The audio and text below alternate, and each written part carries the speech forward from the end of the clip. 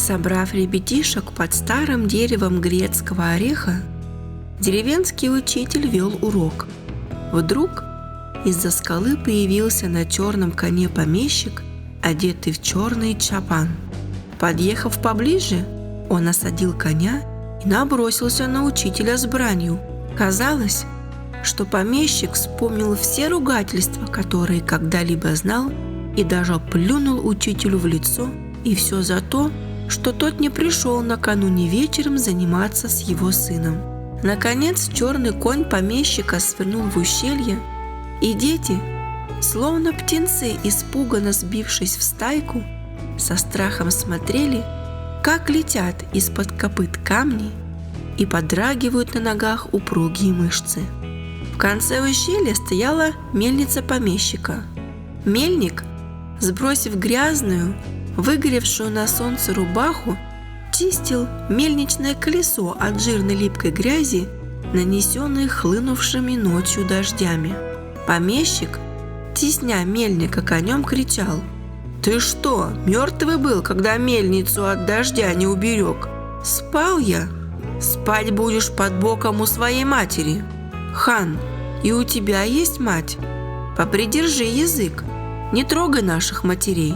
А ну-ка, схватить его да привязать к дереву», приказал помещик стоявшим рядом крестьянам.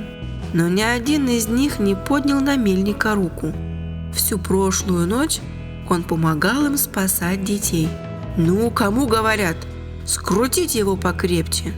И опять никто из крестьян не двинулся с места. Мельник шагнул помещику навстречу, и тот стегнул его плетью. На почерневшие от палящего солнца плечи мельника обрушился град ударов.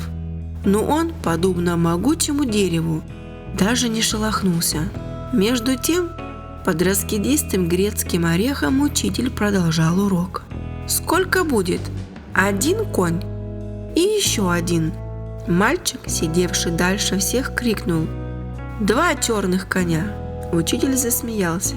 «А если прибавить еще 1? 3 черных коня!» Счет дошел до 10 коней. Когда в ущелье грохотом мельничных жерновов прогремел голос мельника: «Бей, бей! Некому схватить тебя за руку, шкуродер!» К небу взвелись вопль его матери: «О Господи, будь справедлив! Убили, убили сына!» И тут же порыв холодного ветра сорвал со старого дерева грецкого ореха кучу желтых листьев и рассеял их по скалам. Учитель переменился в лице. Он втянул голову в воротник и поспешно стер написанное с доски. «Нет-нет, больше складывать не будем. Теперь деление». Самый маленький мальчик, оцепенев от страха, сдавленный голосом выкрикнул: «Не надо делить этих черных коней!» «А что же тогда делать с ними? Убить!» Все вокруг умолкло. Ни один лист не дрожал на дереве. Каждый представил себе смерть черного коня. Самому маленькому мальчику виделось: мельник извивается под обжигающей болью ударами плети. И вот, подняв с земли огромный камень, он швыряет его в помещика. Тот падает на землю. Тело его становится черным. Кулаки, словно лошадиные копыта, упираются в землю.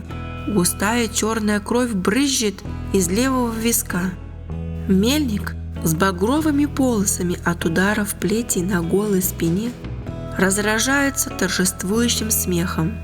Крестьяне злорадно хохочут вместе с ним, и эхо ущелья повторяет их леденящий душу хохот. Порыв холодного ветра срывает с дерева грецкого ореха тучу желтых листьев и раскидывает их по скалам. В небо над ущельем с криком взмываются птицы. Аудиорассказы от Эдемы Илай.